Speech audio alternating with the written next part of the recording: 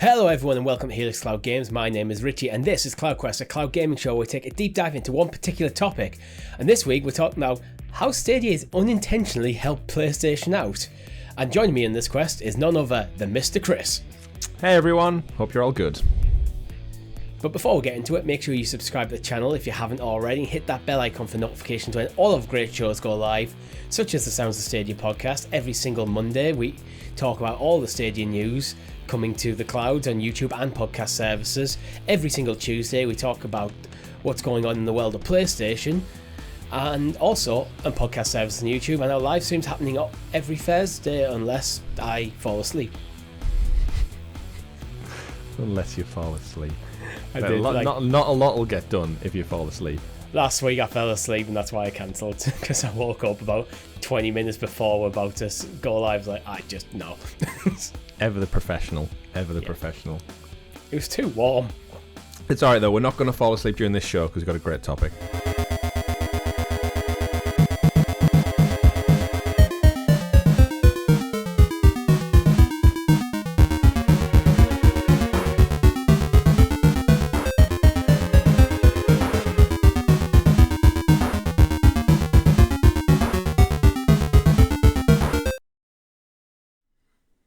So, Chris, Sony have just finally closed on the Haven deal, which is big news for Stadia because, well, Haven only exists because of the infamous closure of Stadia Games and Entertainment. It does, yeah. Poor old Jade Raymond, who's kind of been passed from pillar to post for it feels like a few years now, is finally settled. Of course, part of the Stadia Games and Entertainment exclusive studios team, shuttered. Back in, was it 2020 now? Was it that long? Yeah, I think so. No, it can't be. Either way, the studios obviously closed and the staff were spread to the wind. And they seem to have found a home at, ironically enough, Haven Studios. I'm sure the naming convention was picked specifically. And Jade's came out and said that she wants to kind of breed a culture of like great well-being place to work, creating visions and using imagination to tick those video game boxes. And as a brand new startup studio, very early on, Richie, they were kind of courted by PlayStation. And the powers that be over at Sony obviously saw something fantastic in the brand new team. Because let's face it, she was very much just an indie team. I think there was like a handful of staff, those who worked with her at Google, moved over. It's hard to, quick correction, Stadia Games and Entertainment was February 2021. Okay. It's hard to think of Jade Raymond as an indie developer, but technically she was, but because for those who aren't aware, was a producer on Assassin's Creed, an executive producer on Assassin's Creed 2 and Bloodlines. She's worked with Tom Clancy, Splinter Cell Blacklist, Watch Dogs, Assassin's Creed Unity, Far Cry 4, and most recently in 2017, Star Wars Battlefront 2, all big AAA games. Indeed. Which is why she was hunted by Google Stadia to head one of the one of the AAA game studios until it was all shuttered. And as we said, the team we know there were working on, from everything Mr. Phil Harrison told us in the early doors to what Jade told us in her interviews to John Justice. Everyone who came out and spoke about what their goal was to utilize the power of the cloud for video gaming. And then the pandemic hit, and then the closure of Stadia Games and Entertainment happened, and where are we at today with it all? I think the name Haven is probably not just about Stadia. I think because she's been to Electronic Arts, she's done time at Ubisoft. That's where she's largely known, and quite high up at times. I think she was managing director of Ubisoft for a while. Mm-hmm. But both of them developers and publishers have had quite a bit of controversy in their time, I think it's fair to say. So I think I've always felt to me like she's looking for that home, something that she can make in this studio that she can make in her own image without that massive, without the massive corporate structure. She joined Google, but she was given basically the key to the kingdom for for Stadia Games and Entertainment. It's like, which is the internal development arm of Google. So everything first party Google were planning would have went across her desk at some point. Yeah, it's crazy to think, isn't it? Like back back when everything was starting off. Again, we always lament the fact that all of this should have been done before Stadia launched. Like, these studios should have been 2-3 years into development. All these acquisitions and hirings should have been made well ahead of time. But we won't rest on that. The whole point of this conversation is, the studio, all the staff kind of left. If we recall, we've mentioned it on the Sounds of Stadia podcast, but all of the kind of tools and the learnings and even the IP, as far as we're aware, Google were happy for Jade and the team to take it with them. We saw it with the Journey to the Savage Planet team. They were allowed to take the IP back with them if they want, even though Google could have just kept hold of it. So credit where credit's due. They didn't have to do that. They bought it at the end of the day. They could have just said, no, it's all ours. It's all copyright trademarked. I think from Google, that was just kind of a good guy Google move. Like, you know what, we're not going to use this. And with Jade Raymond stuff, it probably wasn't it was probably still in just early concept phases of development. So it's nothing like they could realistically profit off. So it's probably, if we let her take this, then although we've kind of just pulled the rug out from under with our decision to, like, can't basically not sack her, but basically tell her that job that, Google did offer, I think, for pretty much everyone, alternative roles within the corporate structure. Yeah, I'm assuming Jade got offered something probably quite lucrative, but she wanted to go make games, and it's like it keeps her nice and keeps her on side. And now she's made Haven, also means that hopefully that bridge isn't burned between Google and Haven. Well, until now. So the way the story kind of continues is so they were all scattered to the wind. And later on in 2021, she founded, with a collection of other people, Haven. And very, very quickly, Sony came sniffing around. And they obviously got an insight into what she was working on. They've worked with in the past. Brand new studio, shows, I'm guessing, all of the concept art and the way you work and how professional you are. And obviously setting up in Canada as well, which there's loads. There's like a huge video game scene happening in Canada. And they obviously saw something they liked. And when you read all the articles about Haven and Jade Raymond and the team now, it's quite clear that the breadcrumbs of the kind of origins of this studio come from the 1.5 years they had at Google messing around with the cloud. And the team's now gone from about 50 people up to 106 people in less than a year. So it was no means a small indie team. You've got to remember, a lot of indie teams are like 2, 3, 4, 5, sometimes one individual grafting away. Obviously, there are some larger ones, but it was indie in the technical sense that this was a studio that was completely ran independent of any other organization. But it's not indie in the sense that they were aiming to produce indie games. Yeah, they weren't going to come out with some kind of 2D art style side-scrolling adventure. No way. Reading from the gamesindustry.biz article, actually, they do an in-depth interview with Jade, and straight off the bat, they talk about investing in key research and development in cloud. And to quote Jade, she says, "We already mentioned that we built the studio in a cloud, and that was our vision since we started during the pandemic. We didn't have offices at first, and we thought, why not innovate here and avoid people having to use these big machines and VPN in all the time? We had a cloud team initially. That was about 6 people working on new ways to work. Now we've just welcomed another 21 engineers to focus on long-term cloud innovation because we really believe it's going to be a game changer in terms of how games are made."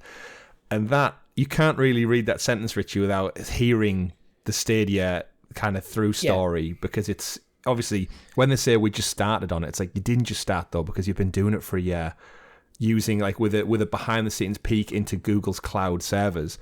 And that's the biggest thing. We know from our show and many streams we've done, Stadia hands down is the best cloud gaming tech. It shits all over the other ones to some degree. Obviously, loads of other problems come with it as well. It's not the best all around. That's all subjective. I don't think it's the best service. It is the cloud gaming. It's not even the best in terms of the power of the server.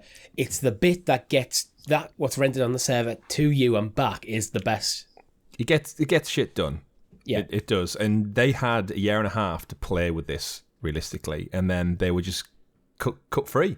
Yeah. With all this knowledge, all this experience, all this practice, a couple of paychecks in the bank, probably a tasty redundancy package as well, to then go away, and they started an indie studio with the best platform. Like all the actual realistic indie devs out there, they didn't get this opportunity. They had to come straight out of university and kind of just start using Unity or something to do what they wanted to do. And Jade's had this great platform, her experience, her knowledge, her networking in the industry, to obviously garner this relationship with Sony to a point where less than half a year later, they're going to acquire you and expand you and grow you into adding to the PlayStation exclusive family and library of these online service-based games that they want, I think, 10 of by 2025?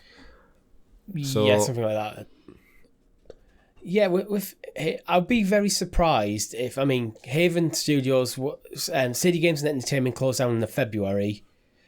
By mid-March, Haven Studios existed. So it was a very quick turnaround. So I'm guessing, Jade, she already had a team, basically. She'd already built a team, and if her redundancy package, assuming she got one, was probably the startup capital, she probably just threw that straight into Haven Studios. Go, okay, now we have a game studio. Guys, game studio's up and running. And then it probably almost immediately started talking to Sony. Probably, I'd imagine, even talk to Microsoft as well. Yeah. Following on with another quote from the same article, then Jade says, there have been people talking about these different forms of cloud gaming from the consumer side, such as, we can now play these games on mobile, or I can now do these things, these different kinds of games, which was the promise of Stadia. But the promise of cloud that we're really focusing on more is what it means to game developers.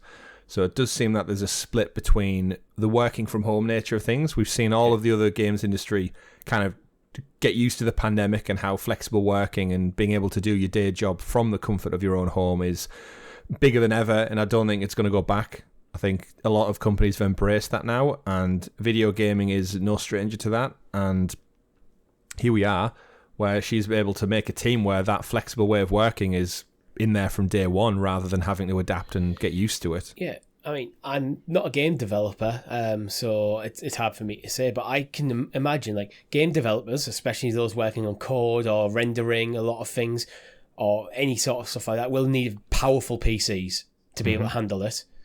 And also that means that you'll be developing the build of a game on a PC, where if you're doing that in the cloud, it means everyone can potentially access that build. Similar like how we use Google Docs for building all of our shows, and we all have the same doc, we can all work on it at the same time. Imagine if you were working on a game and there's people all over the world working on this game, but they're just all working through a Chrome browser, remoting into a single build of a game in a server.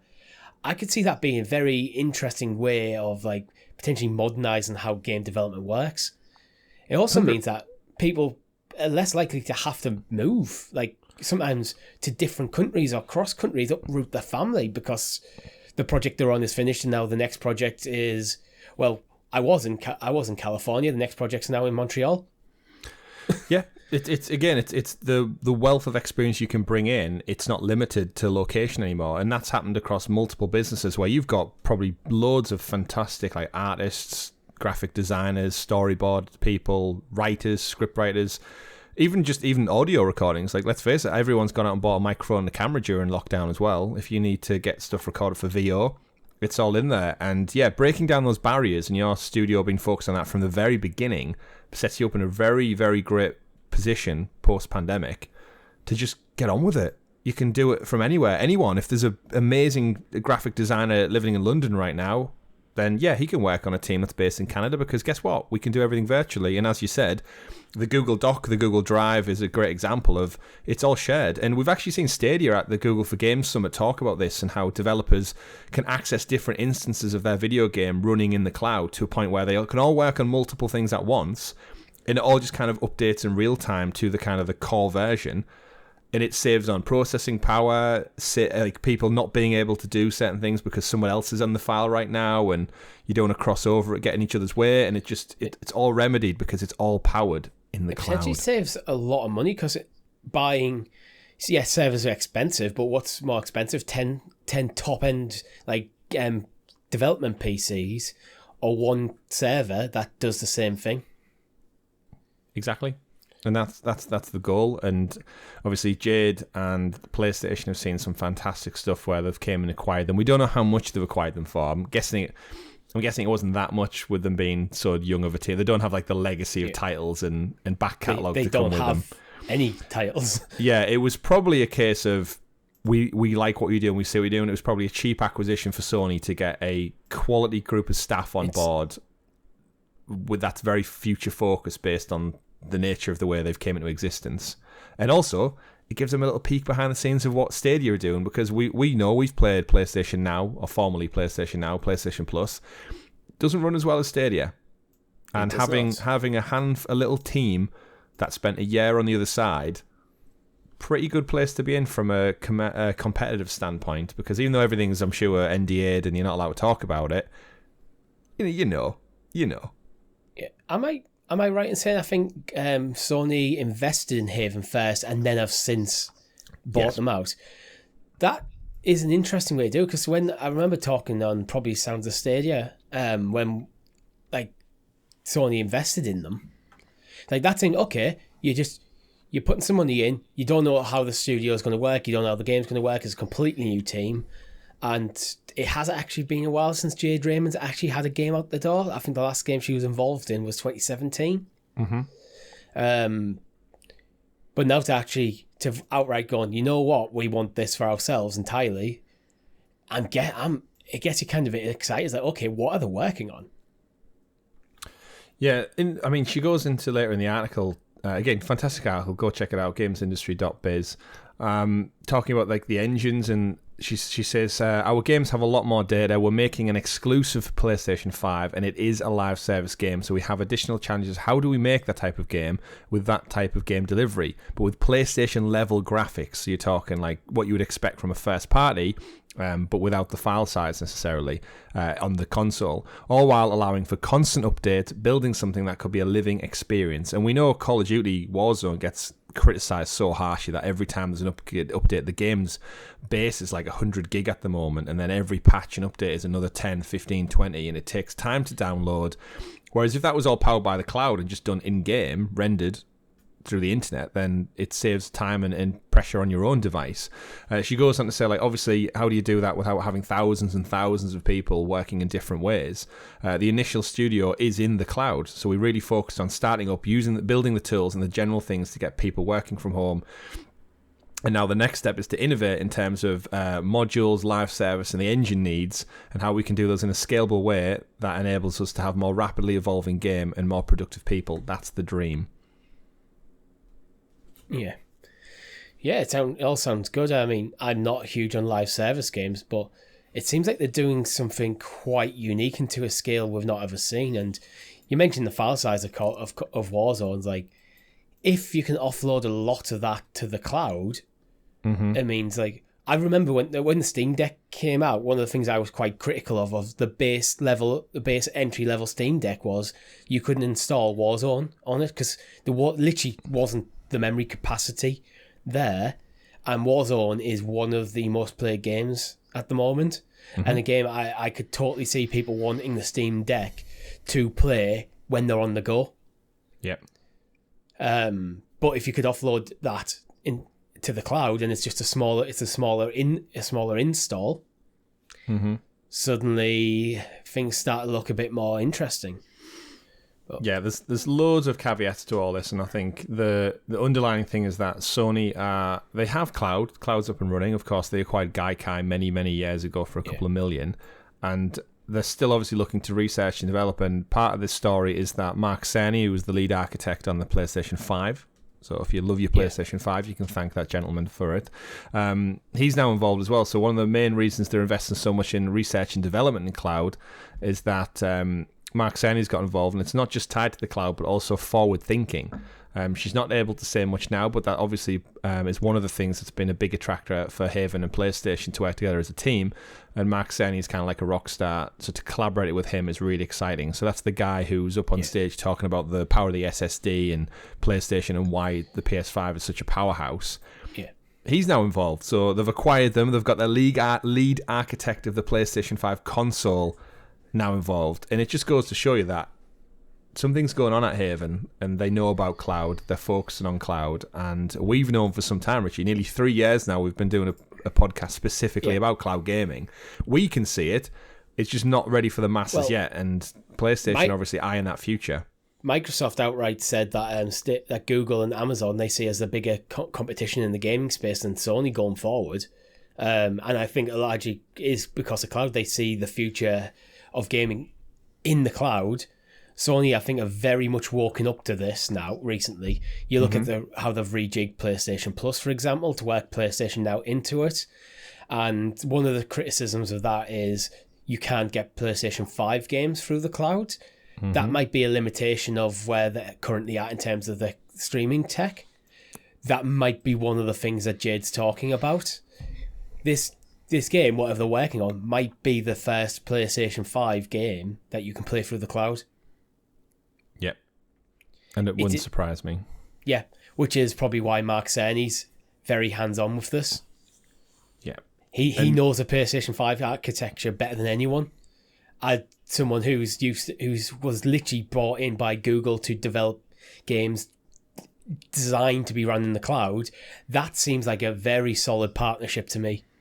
Yeah. Because that is the dream, that is the long-term goal, isn't it? And we've benefited from playing Stadia for so many years now that we kind of forget when you launch a game like Assassin's Creed Valhalla and it's a 60 to 80 gig file size, that it just boots up within seconds and it's there. It's the latest version and it's ready to go. On a PlayStation 5, the speed of the SSDs is actually genuinely phenomenal. Yeah. Which is why we didn't talk about it in talking the PS. It's why the official PlayStation SSDs are so expensive, because while you can get same capacity for cheaper, it's the speed of it that is interesting. Yeah, but then at the same time, you've also had to drop £500 on a box. So plus, would you rather have if you money? upgraded your storage to something, because you want to have all your games accessible, then you're dropping another, I think it was something like 100, was it 160, 170 pounds? Something like that. So that's a lot of money. Like the cost of hardware. I mean, at the moment we're coming out of the GPU crisis. With the crypto market crashing, there's a lot of GPUs now flooding second-hand markets, which is pulling the price really down. But typically the price of this and the difficulty to engineer these GPUs and CPUs is going to get harder and harder, and the cost is going to keep going up and up and up. So if you can offload that to the cloud, then it means that as a consumer, you're not having to pay for that box. Yeah, definitely. And it's all of these moves that really do just kind of paint the picture of what cloud gaming is going to grow into over the next decade. And Stadia, Google have got the kind of stepping stones along the way, and evidently we're now going to see that spread out into PlayStation. We know, as you said, Phil Spencer mentioned Amazon and Google were the big threats in the world. We know Amazon Luna is still locked away in the United States, but that'll roll out globally. And all of this basically pushes towards healthier competition, more innovation, and you'd like to see better and bigger games for us, the consumers out there. We've seen Microsoft push with Game Pass and Xbox Cloud Gaming. That's gone into more countries. The accessibility is getting bigger and better. Amazon is doing their thing. Stadia are chipping away doing their thing. And then we've got all the companies that start discussing cloud coming onto it. We know there's Shadow, Boosteroids out there. Ubisoft announced last year, Richie, they were going to launch Ubisoft Scalar, which was again for the development side of things. They're going to utilize the power of the cloud to ensure developers aren't limited by time or hardware. Yeah. And again, Ubisoft have been on cloud since day one. We've seen that with their commitment to Stadia and Luna and Ubisoft Plus and Ubisoft Connect. Is they're all in. So it's just a matter of time. Development kits as well, they're not cheap. Like, they're expensive. I saw a Linus Tech Tips video before on the PlayStation 3 dev kit, and I think when it initially launched, it was like something like well over $1,000 at that time. When I think compared to that, when you think of how much the PlayStation 3 retailed for, it's like if you're a small developer, that's a big outlay for every. But if you can just go, we just have access to the dev kit, it's in the cloud. So there's a lot of advantages for cloud. I kind of find it interesting that if assuming Stadia, nothing changes with how Stadia is, we get a couple of AAA titles a year, lots of indie stuff, and it just keeps ticking over as is. The legacy of Stadia might be what Sony do and what Microsoft do.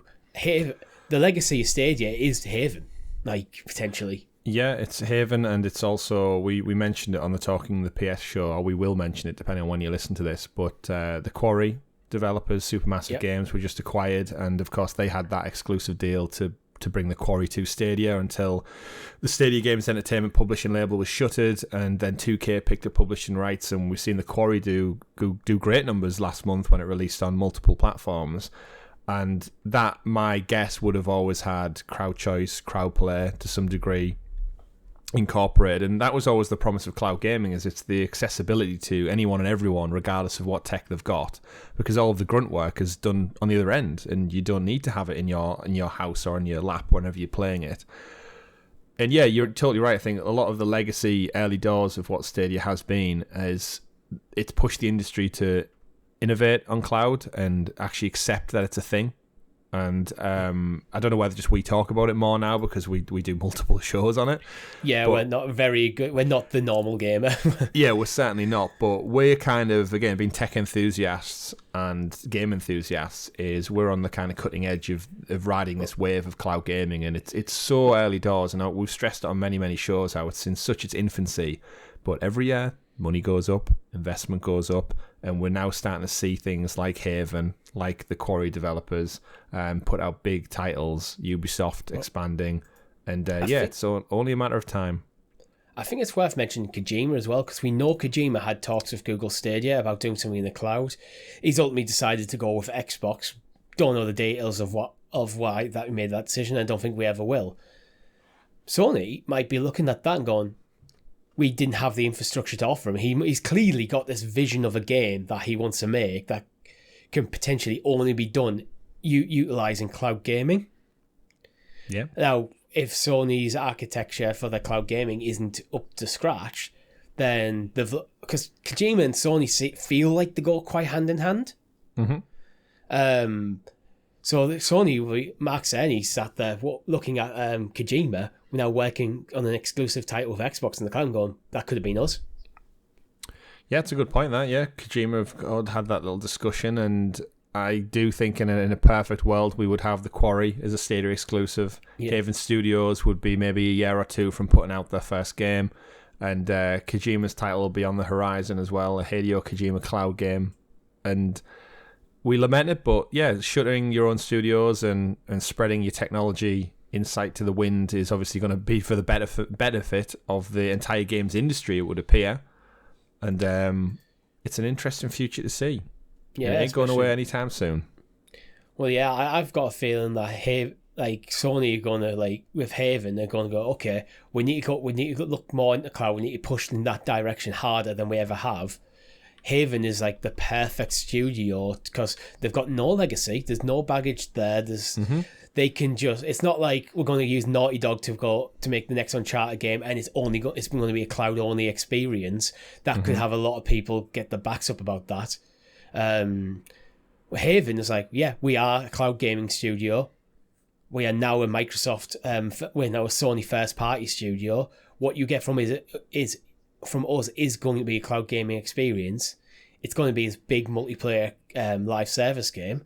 People are going to jump into it, and then they're going to go, oh, cloud gaming works really well. Yeah, it's that moment when Haven, they'll get all the press, all the journalists will pick up on it, and they'll boot up the game, and you know what? They click play, and there's no download. It just boots the game straight up, and they're in there, and it looks gorgeous graphically. Hopefully the game's fun. That's the key thing. The game could run in the cloud fantastically, but if it's a crap game, that'll quickly fall off a cliff. But in terms of just the stuff that we're now familiar with the lack of downloads, patches, and updates and stuff, that should become the norm. And in the next 5 to 10 years, that will be the norm, where people will not want... Look, we've seen it with all other technology. Streaming YouTube, you don't want to download your video, you don't want to download your movie, you just stream it because it's instant. Your music, no one downloads music albums anymore. They just click play on Spotify and then they listen to it. It's all streamed. Video games are going to be the same. You're not going to have to wait for an 80 gig download. You just click play, there's your game. And the more Sony, Microsoft embrace that, the more the industry will catch up with them. And then everyone will start to understand what we've been chatting about for 2 and a bit years, that it could be so much simpler and more accessible to all. The one thing I kind of want to close on is we are aware internet infrastructure for a lot of people isn't great.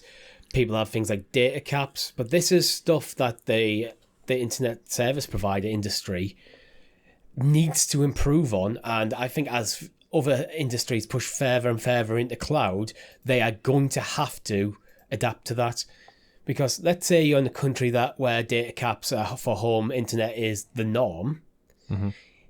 If you're into cloud gaming, if your gaming's gone more and more on the cloud, and you've got a choice of a similar package between one that has data caps and one that doesn't, you're going to go with the one that doesn't. So it's just going to create that. I think it might create that critical mass of competitiveness that ISPs need to adapt their business practices to. Yeah, completely. Data caps at home Wi-Fi in the UK is kind of not a thing. And it's like when we first started doing like Sounds of Stadia and we're learning about data caps in the US, like, what, really? That's the thing. Yeah. Yeah. It's an interesting one, but the industry will push forward, and you're totally right. The infrastructure might not be there in certain places, but then as a counterpoint to that... But the more people shouting for it... Yeah, exactly. Yeah. But then as a big counterpoint to that, not everyone has £400 to drop anyway. And in the way the world is right now, and things are getting tighter and inflation and everything like that, things have to take priority. But if you can play these games using the tech you've already got, using the internet that you've already got, as bad as it may be in some parts of the world, it is always going to get better. I say time and time again, technology does not regress backwards. It only gets better. So it might just be a case of waiting, being patient. Yeah, exactly. I mean, what if in the future you can play the first Havens game, which is a PS5 level game, a PS5 exclusive, through the cloud on your PS4? On your phone? On your Chromecast device? Like, PlayStation haven't made that move into streaming yet, but for all we know, there could be a PlayStation streaming stick comes out. Or just literally native in your TV. Which, I mean, yeah, Samsung Gaming Hub. That's on all 2022 models of Samsung and beyond. Again, fast forward 5 years, they can't sell us on 4K forever, Richie. They need that next big buzz thing to kick in, and I think a gaming hub, play your PlayStation, Xbox, Nintendo, Stadia, Amazon Luna, GeForce Now. How do you do all that? You buy your fancy new TV that comes with it all built in. And I kind of think as well, like, you can just keep pushing the resolution higher, but I think we're already getting to the point of diminishing returns with resolution beyond definitely. 4K. Beyond 4K, I don't think in a TV the size of that you'd have in just a typical living room, you're going to see much in the way of difference. It becomes useful when you get into like massive billboards and stuff. But yeah, because in the end of the day, you can only make pixels. The smaller you make your pixels, eventually people stop noticing. You're completely right. But yeah, in total though, cloud gaming, it's here to stay. It's only going to get bigger and better. And it's nice to see that the remnants of Stadia Games and Entertainment in the form of Haven Studios and The Quarry and everything else, Splash Damage, all the knowledge they took from Outcasters, will live on throughout the industry, and we can look back to this moment and think, wow, look who started it all. But that's all we have time for this week. If you want to know more, if you want to join in the conversation or suggest a topic, you can. There's a link to our Discord server in the comments below. If you'd like to get this show a whole 5, 6, 7 days early, depending on what day we actually record it, you'll get it as soon as I'm finishing editing. You can for as little as 99p by becoming a member on YouTube. With that, my name's been Richie. Thank you very much for watching. I've been Chris. Quest completed.